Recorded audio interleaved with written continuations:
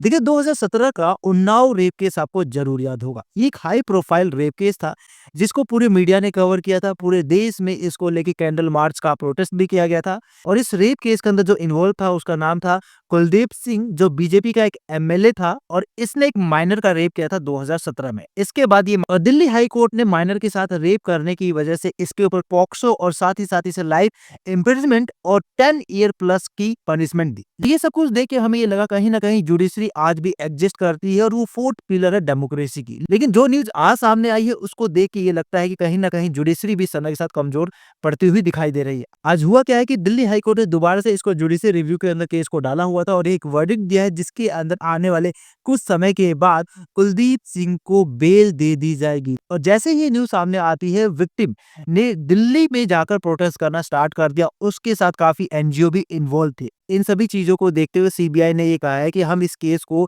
Supreme court के अंदर appeal करेंगे। चलिए इस केस के टाइम पीरियड को मैं आप समझाता हूँ आपको। 2017 में कुलदीप सिंह ने एक माइनर का रेप किया अपने ही घर में। उसके बाद हुआ क्या कि केस को लेके 1 साल तक कभी भी एफआईआर रजिस्टर नहीं की गई पुलिस स्टेशन के अंदर। बाकायदा उनकी फैमिली को टॉर्चर किया गया। इसके बाद विक्टिम जो है सीएम के रेजिडेंस पहुंचती है और वहां पर अपने आप को जलाने की कोशिश करती है। उसके बाद ये न्यूज पूरे मीडिया में सामने आता है और उसके बाद प्रेशर की वजह से बीजेपी ने कुलदीप सिंह को बीजेपी से निकाल दिया और उसके बाद इस केस को डायरेक्टली दिल्ली कोर्ट भेजा गया और वहां पर जाकर इसे लाइफ इम्प्रिजनमेंट की पनिशमेंट मिली। लेकिन आज के दिन ये वर्डिक्ट दोबारा से आया है कि उसको बेल दी जा रही है। लेकिन अभी भी वो जुडिशरी कस्टडी के अंदर है, लेकिन आने वाले समय में हो सकता है कि वो बेल पे हमें बाहर दिखे।